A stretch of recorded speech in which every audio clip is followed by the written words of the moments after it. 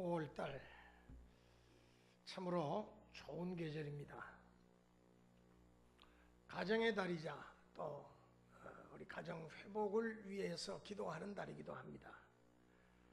상처받은 가정, 병들고 허약한 가정, 자연 생태계가 산불 같은 게 나고 또 사람들이 인위적으로 자연 생태계를 파괴함으로 인해서 생태계가 많이 몸살을 앓는데, 사실 이 자연 생태계도 회복되려면 시간이 많이 걸립니다. 우리 가정 생태계도 상처받고 여러 가지로 힘든 그런 가운데 있지만은 그러나 회복은 됩니다. 그 대신에 노력을 해야 됩니다. 우리 인간이 태어나서 당하는 여러 가지 고통 가운데 가장 큰 아픔이 있다면은 자기가 사랑하는 가정이 상처받고 가정이 깨어지는 그런 아픔일 것입니다. 부모님이 부부싸움을 자주 한다든가, 아버지가 술에 쩔어서 알코올 중독의 노예가 되어서 방황을 하고 있다든가, 어머니가 정신적인 질병이 있어서 도저히 가정을 꾸려나갈 수 없는 그런 가운데 있다든가, 그리고 가정이 풍기박산으로 깨어져서 식구들이 뿔뿔이 다 흩어져 있다든가, 사별을 했다든가, 여러 가지로 원인은 다르겠지만은 가정이 행복하지 못할 때 느끼는 그 아픔은 이 세상에 인간으로 태어나서 느끼는 아픔 가운데 가장 큰 아픔일 것입니다. 그런 의미에서 우리 교회는 행복한 가정을, 건강한 가정을 회복시키는 데 앞장서야 됩니다. 가정을, 나약한 가정들을 건강한 가정으로 일으켜 세우는 일에 힘을 써야 될 것입니다. 무엇보다도 여러분의 가정이 행복하고 건강한 가정으로 회복되어지기를 주님의 이름으로 바랍니다. 가정은 우리 인간이 살아가는 데 있어서 육체와 정신이 머무는 안식처입니다. 행복의 뿌리와도 같습니다. 뿌리가 튼튼한 나무가 되어야지 좋은 열매를 맺는 것과 같이 가정부터 축복의 뿌리를 잘 내려야 할 것입니다. 오늘 본문에 나오는 고넬료의 가정은 신앙과 삶이 일치하는 건강한 가정입니다. 우리가 반드시 본받을 만한 가정의 요소들을 다 갖추고 있습니다. 이 고넬료의 가정을 통해서 우리 함께 은혜를 나누기를 원합니다. 첫째로, 여기 고넬료의 가정을 보면은 더불어가 잘된 가정입니다. 무슨 말입니까? 오늘 읽은 본문 사도행전 10장 2절에 보니까 우리 다 같이 한번 다시 읽습니다. 시작. 그가 경건하여 온 집안과 더불어 하나님을 경외하며 백성을 많이 구제하고 하나님께 항상 기도하더니, 여기 보면은 그가 경건하여 온 집안과 더불어 그랬어요. 더불어라고 하는 말은 화목을 가르칩니다. 화목. 온 가정이 하나님을 섬기며 화목하게 사는 그런 모습을 볼 수가 있습니다. 가정이 행복해지려면 이 더불어가 잘 돼야 돼요. 더불어.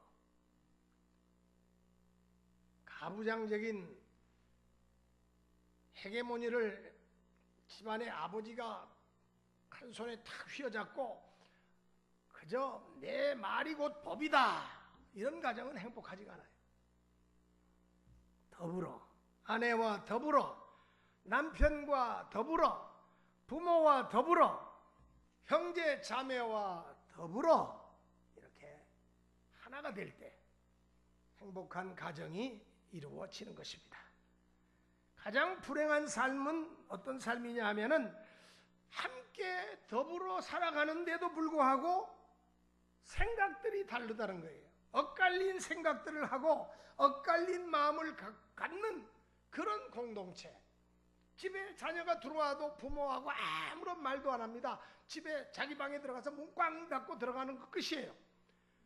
남편과 아내의 대화가 끝난 지가 오래됐어요. 같이 살기는 사는데, 더불어 살기는 사는데 진정한 더불어의 모습은 볼 수가 없습니다. 찾을래야 찾을 수가 없어요. 과연 이러한 공동체가 온전하다고 할 수 있겠습니까? 창세기 4장 5절로 8절에 보면은 아담의 가정이 나오는데, 이 아담의 가정은 자식들이 화목하지 못합니다.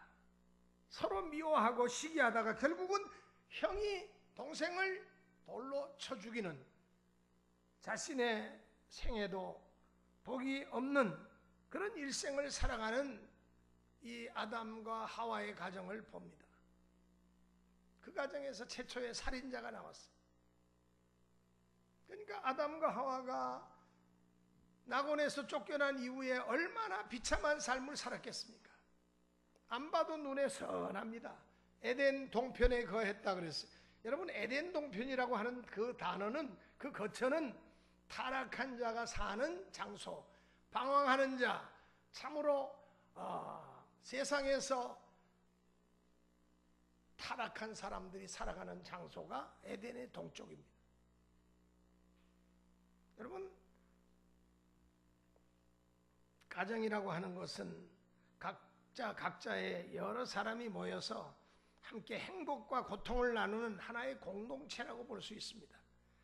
아픔도, 괴로움도, 기쁨도, 즐거움도 더불어 함께 느끼면서 그것들을 함께 나누면서 살아가는 것이 곧 가정입니다. 이 더불어가 잘 되려면은 세 가지가 있어야 되는데, 첫째, 서로 양보하는 마음이 있어야 됩니다. 잘 되는 가정을 보면은 서로 양보해요. 근데 안 되는 가정 보면은 팽팽한 기싸움이 계속되고 끊임없이 서로 헤게모니를 잡으려고 난립니다. 헤게모니 쟁탈전이 끝이지 않아요. 서로 양보하는 마음이 없어요. 둘째는 서로 이해하는 마음이 있어야 됩니다. 그런데 잘 되는 가정들은 서로 이해하고 양보합니다. 그런데 안 되는 가정은 조금도 이해하지 않아요. 항상 자기 편에서 생각하고 자기 편에서 판단합니다. 셋째는 서로 희생하는 마음이 있어야 됩니다. 여러분, 좋은 가정 공동체를 이루기 위해서는, 가정 생태계를 아름답게 가꾸기 위해서는 서로 희생하는 마음을 가져야 돼요.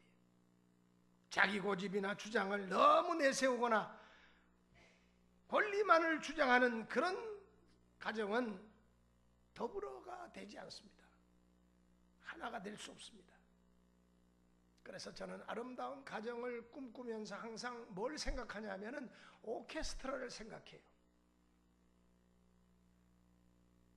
저는 클래식 음악을 듣는 걸 좋아하는데, 이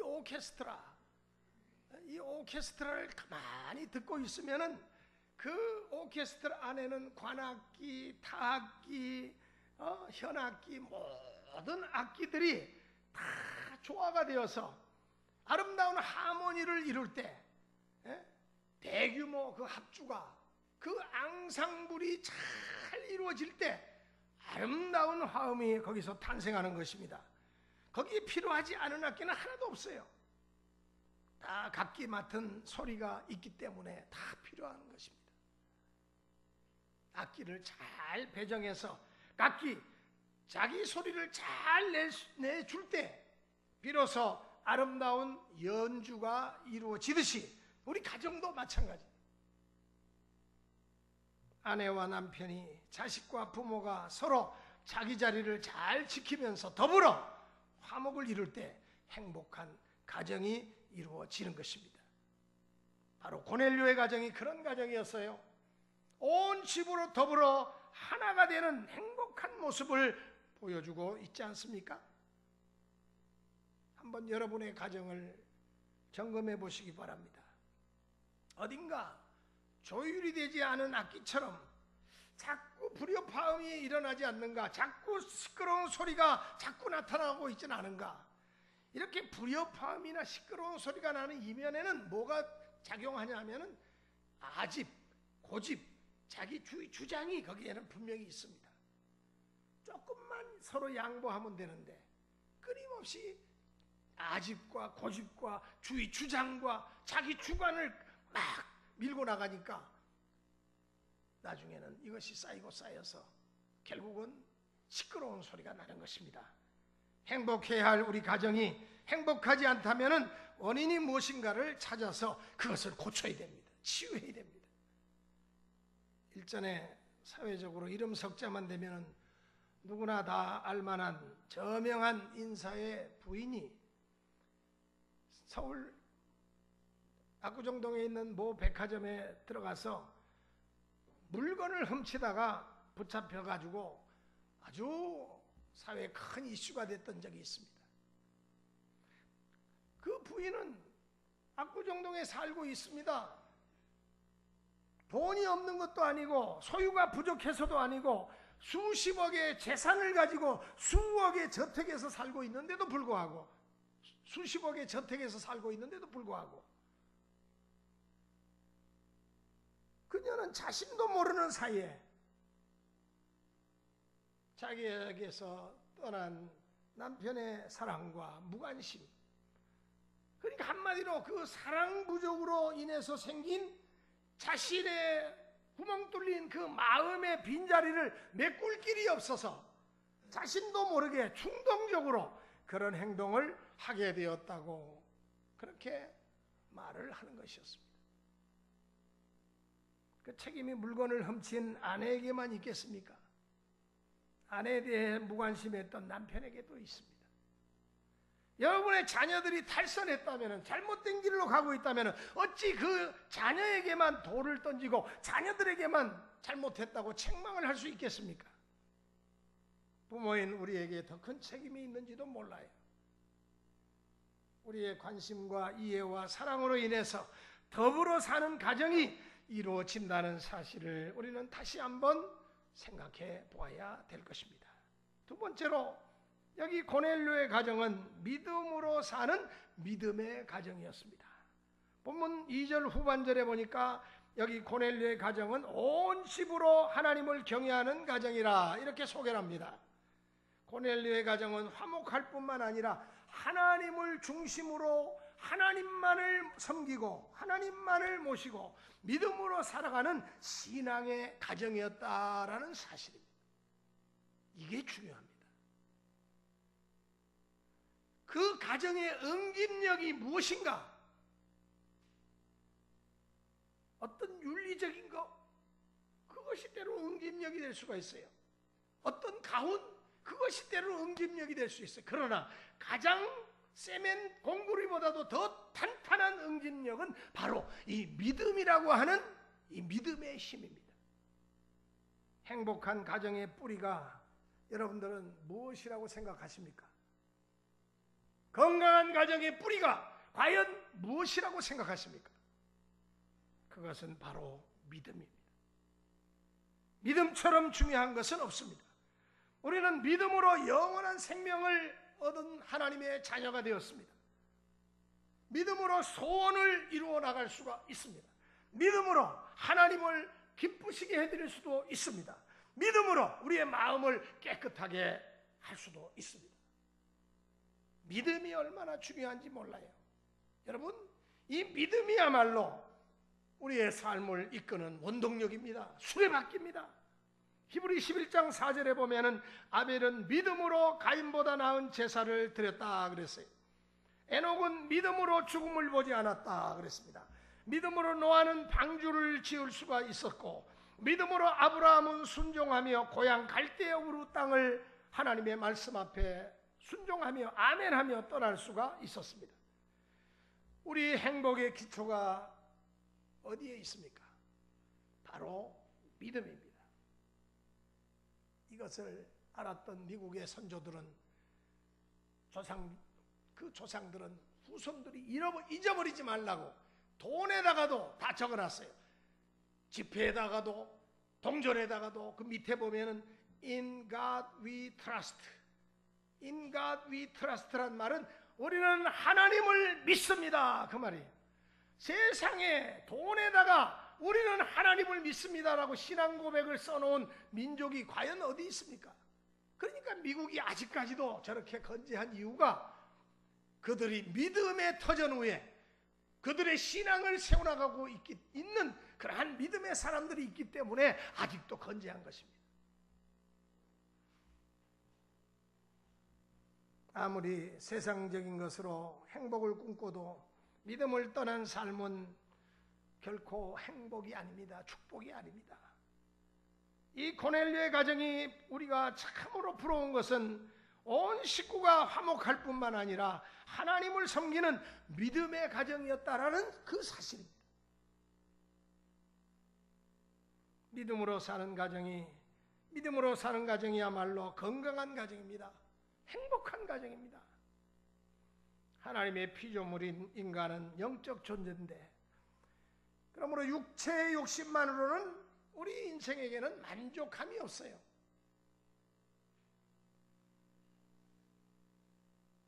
참된 만족은 어디서 옵니까? 창조주에게서 옵니다. 청년이여, 너희 젊음의 때 창조주를 기억하라 고 말씀하셨죠. 하나님을 섬기는 데서부터 우리 인간의 참만족이 옵니다. 많은 사람들이 참만족을 찾으려고 사업도 하고 또 철학도 하고 또 여러 가지 인간이 할 수 있는 예술과 체육과 모든 것을 힘을 써서 합니다만은 그곳에서 참만족을 찾을 수가 없어요. 하나님을 섬기는 데서 만족이 오고 평안이 오고 진정한 행복을 찾을 수가 있습니다. 여러분의 가정이 고넬료의 가정처럼 믿음의 가정, 참으로 하나님 앞에 인정받는 가정들이 되기를 바랍니다. 여러분, 성경에서 믿음을 따라 산 사람들은 모두 다 강건한 가정을 영위할 수가 있었고 행복한 삶을 살아갈 수가 있었습니다. 본인이 축복받으면 물론이고 그 자자손손 다 잘 되었어요. 아브라함이 그러했고 그의 아들 이삭이 그러했고 그의 손자 야곱이 똑같이 잘 됐습니다. 대를 이어가면서 믿음을 지킨 아브라함의 믿음의 후손들은 오늘도 모든 복을 받아 누리면서 살아가고 있는 것입니다.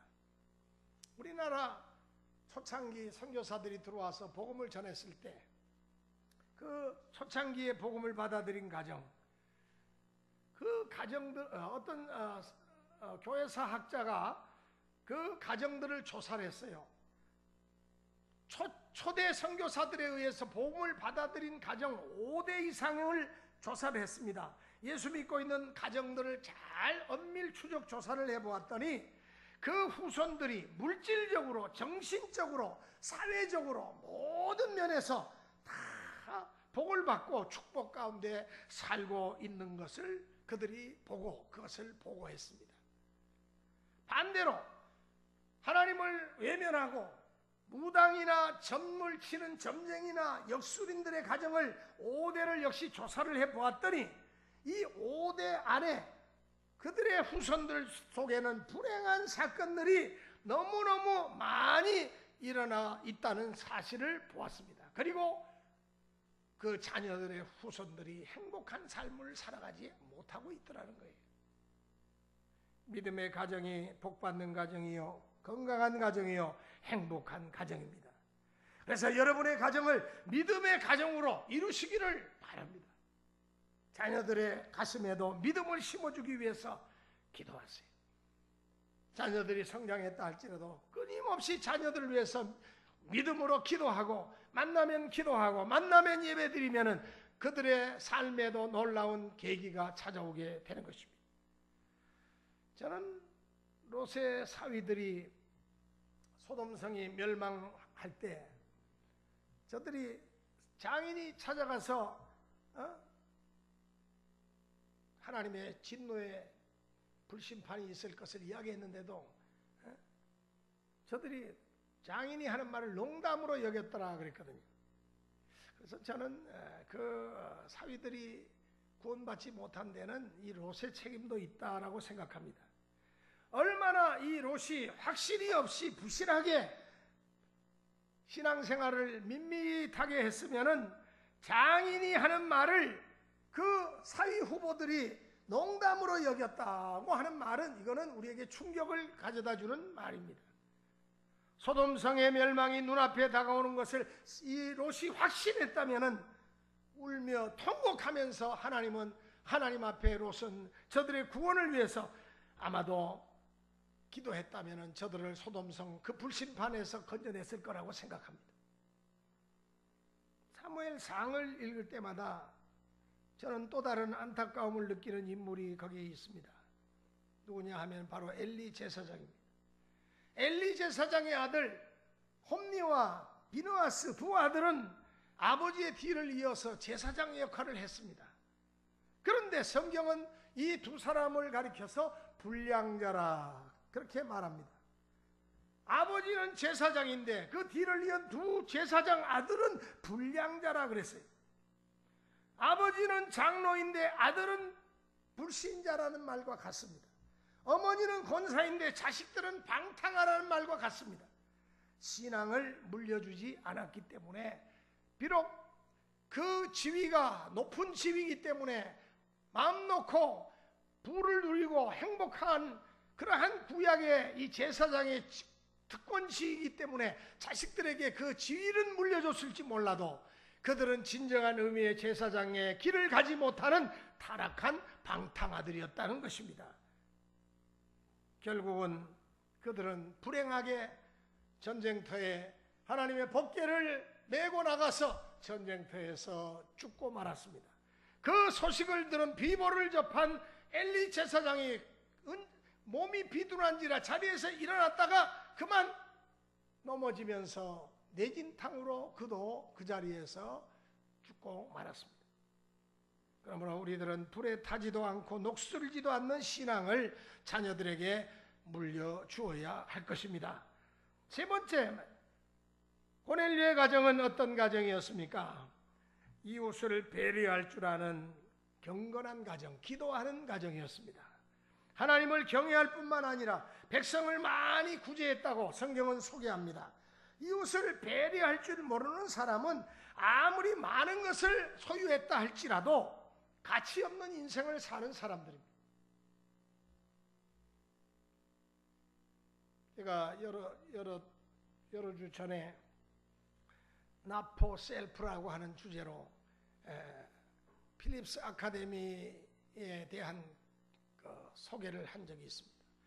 미국의 고등학교 중에 제일 1등 가는 고등학교가 필립스 아카데미라고 하는 그런 학교인데, 이 학교는 대통령이 여러 명 배출됐고 뭐 상하 위원들, 뭐 대학 교수 총장들, 뭐 사회 각계각층에 인명사전에 그 이름이 우후죽순같이 나오는 수많은 인물들을 배출한 학교입니다.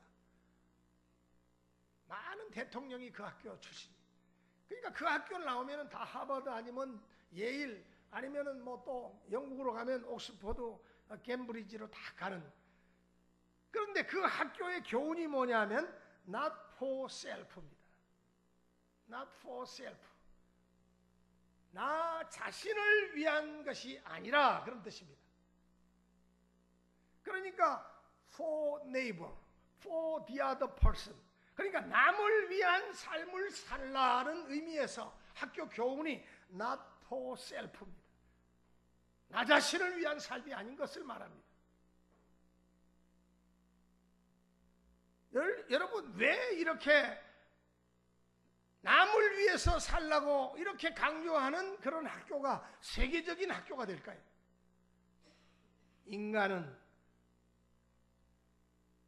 본능적으로 자신을 위해서 살게 돼 있어요. 타락한 인간은. 그러나 둘째 아담 되시는 예수 그리스도로 말미암아 변화된 인간은 not for self, 나 자신을 위한 삶이 아니라 다른 사람을 위한 삶, 고통당하는 이웃을 위한 삶, 불행한 삶을 위한 삶을 사는 데 힘을 쓰는 것입니다. 여기 고넬료는 이웃을 배려할 줄 아는 사람이었습니다. 여러분, 아무리 돈이 많아도 아무리 소유가 넉넉해도 자기만 그것을 가지고 소유할 줄 알았지 남에게 나눠줄 줄 모르고 어떤 사회를 위해서 기부할 줄 모르고 그저 자기만 잘 먹고 잘 사는 그런 기업들은 결국은 무너집니다. 요즘 대한항공 사태가 심상치 않아요. 오너 일가만을 위해서 존재하는 기업은 무너집니다. 오죽했으면은 거기에 그 회사에 종사하는 사람들이 가면을 쓰고 나와서 데모를 저렇게 한다는 것은 목숨 걸고 데모하는 거나 마찬가지입니다. 아무리 많은 것을 소유했어도 더불어 살지 못하고 나눠줄지 못하는 그러한 사람들, 그러한 부자들은 가치 없는 인생을 사는 사람들입니다. 남을 도울 줄 아는 사람은 늘 만족을 경험합니다. 여러분, 아너스 클럽이라고 하는 클럽이 있는데 이 아너스 클럽에는 1억 이상을 기부한 사람들이 그 클럽에 멤버십을 얻습니다. 놀라지 마십시오. 이 아너스 클럽에 지금 수백 명이 가입을 해가지고 거기에 기부한 돈을 가지고 우리 사회에 참 어려운 사람들을 위해 가지고 그 돈을 쓰는데 그 아너스 클럽에 멤버십을 얻은 사람의 95%가 다 기독교인이라는 사실.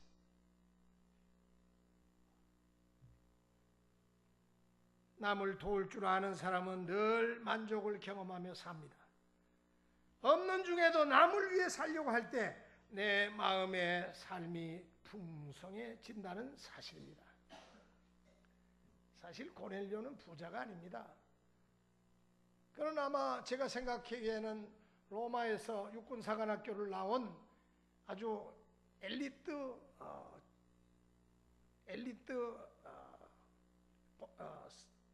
장교였다고 봅니다. 그러나 백부장이면 중대장급인데 부자가 아니에요. 중대장이 무슨 돈이 많습니까?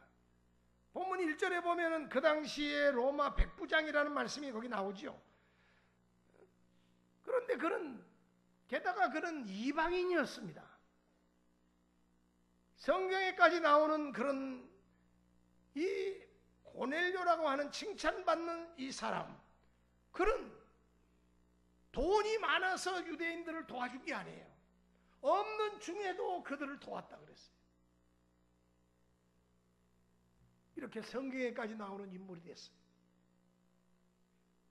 백성을 많이 구제했다 그랬습니다. 이웃의 아픔을 함께 나눌 줄 아는 그런 사람이었습니다. 어떤 사람은 별명이 걸어다니는 백과사전이라고 그렇게 불리는데도 불구하고 너무너무 아는 게 많아요. 그 사람하고 이야기하면은 다른 사람들은 다 침묵을 지킬 수밖에 없어요. 너무 아는 게 많으니까. 그런데 그 엄청난 지식을 가지고 사회에 아무런 유익을 주지 못하고 있다면 그 지식은 결국은 사장된 지식입니다. 어떤 사람은 엄청난 재물을 소유하고 있으면서도 우리 사회에 공헌한 흔적이 아무것도 없는 그런 사람들 많아요. 그것은 가치 없는 삶을 살고 있는 사람입니다. 상계동 슈바이처라고 불리던 김경희 박사, 몇 해 전에 돌아가셨는데, 그는 돌아가실 때 그 상계동 일대 그가 사놓았던 땅, 그 당시에는 시가가 53억이 되는 그 토지를 모교인 연세대학교 의과대학에 기증을 했습니다. 그 외에도 그는 장학재단도 설립해서 1650명에게 계속해서 장학금을 주었습니다. 또 36명의 죽어가는 심장병 어린이들의 수술비를 그는 그 가난한 그 가정의 어린이들의 심장병 수술비를 전액을 지원했습니다. 평생 모은 재산을 기증하면서도 절대로 자기를 내세우거나 교만하거나 자랑하는 그런 모습을 전혀 보이지 않았습니다. 그는 이렇게 말합니다. 내가 이 재산을 기증하는 것은 이제 내 삶을 정리할 때가 되었기 때문입니다. 나는 하나님 앞에서 관리자일 뿐 절대 소유자가 아닙니다. 하나님께서 이 물질을 관리하라고 주셨으니까 이제 다시 하나님께로 내어놓는 것입니다. 이렇게 말했습니다. 여러분, 이 김경희 박사의 이러한 이 고백은 오늘 우리가 귀담아 들어야 될 고백입니다. 이것이 예수 정신이 아니고 무엇이겠습니까? 이것이야말로 하나님을 바로 섬기는 섬김의 자세가 아니고 무엇이겠습니까? 우리 예수님은 누가복음 10장에서 강도 만난 자의 이웃이 누구냐고 물으셨습니다. 우리의 도움이 필요한 사람에게 도움이 될 수 있는 이웃이 참 이웃이라고 볼 수 있죠. 우리는 좋은 이웃을 만나야 되기 위해서 기도도 해야 되겠습니다만은 나 자신이, 여러분 자신이 또한 다른 사람에게 좋은 이웃이 되기 위해서 힘을 써야 될 줄로 압니다.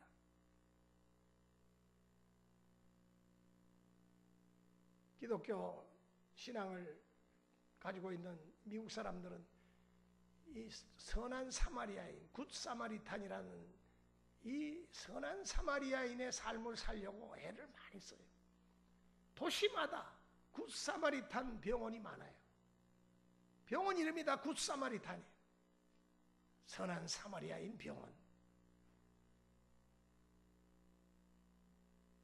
성경에 나오는 부자처럼 자기 배만 채울 줄 알고 이웃을 모르는 사람의 삶은 절대 값진 삶이 되지 못합니다. 때로는 좋은 음식을 먹을 때 굶주리는 사람을 생각하면서 먹을 줄도 알아야 되고, 또 그들을 생각하면서 목이 메일 줄도 알아야 되고, 내가 편안하게 푹신한 이부자리에서 잠이 들 때에도 어디에선가 집을 떠나 직장을 잃고 사업에 무너져서 고통 속에서 거리를 방황하는 그러한 사람들을 생각하면서 그들을 위해서 기도하면서 잠이 드는 이 시대의 아픔을 생각하면서 가슴이 찡한 마음을 가지고 더불어서 그들을 위해서 우리가 기도하고 동참할 수 있는 힘을 달라고 기도할 수 있는 그런 마음을 우리가 가져야 될 것입니다. 이웃을 배려하고 나눌 줄 아는 이 고넬료의 가정, 넉넉하지는 않지만 있는 것을 가지고 이웃을 돕는 고넬료의 가정이 바로 건강한 가정, 우리가 부러워해야 할 행복한 가정입니다. 이 고넬료 가정이 이런 힘이 과연 그러면 어디서 나왔을까요? 어디서 그런 남을 도울 수 있고 이렇게 더불어서 아름다운 가정을 유지할 수 있는 그 힘이 어디서 나왔을까요? 성경을 보니까 고넬료의 가정은 항상 하나님께 기도하는 일과 하나님과의 영적인 관계, 하나님과의 신령한 관계를 도모하는 일을 끊이지 않았다는 것을 볼 수가 있습니다. 무슨 말입니까? 기도하는 가정이었다. 기도하는 가정이었다. 기도가 중심이 되어 있는 가정은 큰 자원을 갖고 사는 가정입니다. 기도는 환난 날의 무기입니다. 또 재난을 미리 막는 방패입니다. 기도하고 시작한 일은 실패같이 보여도 나중에는 다 끝이 좋습니다. 다 잘 됩니다. 기도에는 기적이 있습니다. 기도는 만사를 변화시킵니다. 기도 속에는 문제의 해답이 있습니다. 그러므로 우리들은 이 좋은 계절에 기도해야 되겠습니다. 여러분의 자녀들을 위해서 기도하십시오. 자녀들이 우리 하나님을 잘 믿고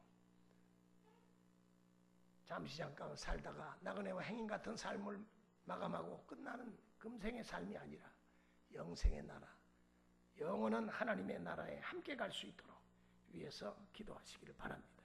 반드시 하나님이 응답해 주십니다. 여기 고넬료의 가정은 항상 기도하는 가정, 환상 중에 기도의 응답을 체험하는 가정.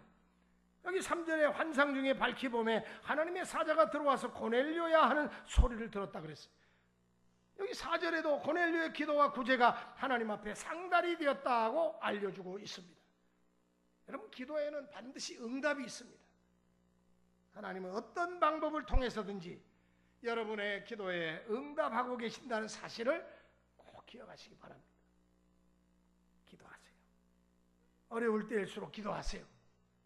어려울 때일수록 어떤 사람은 낙심하고 하나님을 원망하는 사람들이 있어요.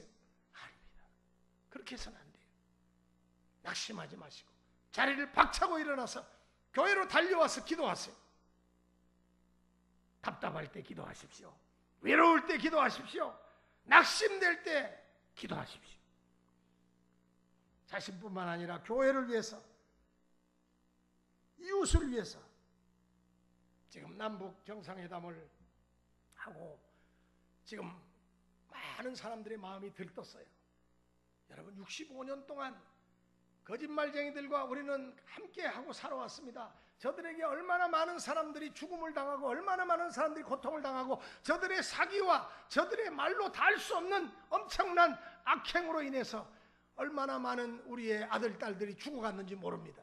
그런데 잠시 잠깐 쇼를 한다고 해서 거기에 우리가 이제 곧 파라다이스가 이 땅에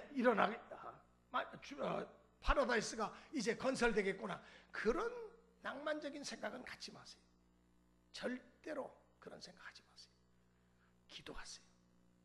하나님 도와주셔서 저 악한 어둠의 세력들, 저 붉은 용의 세력들이 정신없이 이 회담에 나왔다가 정말로 자기들이 지난날의 모든 악한 악행을 돌이키고 이제는 세계 무대 앞에 나와서 이제는 정정당당한 나라로 정말 살기를 원한다면은 저들이 무언가 변화된 모습을 보여주어야 됩니다. 여러분, 저 김정은이가 왜 이 정상회담 무대에 나온 줄 아세요? 놀라지 마십시오. 일본 근해에 핵항공모함 3척이 와 있습니다. 지금도 있어요.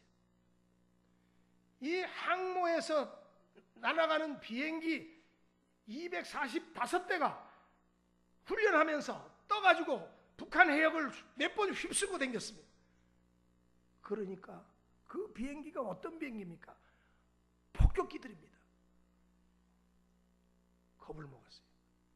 저 중국 근처까지 도망갔다가 정신 차리고 돌아와서 지금 남북 회담에 임한 겁니다. 지금 모든 전쟁 물자가 일본에 다 와 있고 부산에 다 와 있고 각 지역에 다 배치되어 있고 허튼 수작을 벌리면 그대로 치려고 지금 미국이 저렇게 준비하고 있는데 회담에 안 나올 수가 없지요. 이제 좋은 결과가 있지 않으면 미국이 가만히 있지 않습니다.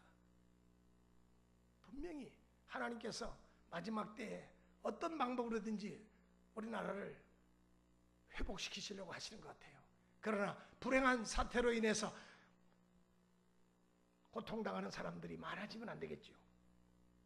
오늘 우리 항상 기도하는 고넬료의 가정, 건강한 가정, 우리 고넬료의 가정처럼 행복한 가정, 사랑이 넘치는 가정, 하나님과 동행하는 축복받는 건강한 가정을 만들기 위해서는 우리 기도가 살아야 될 줄 압니다.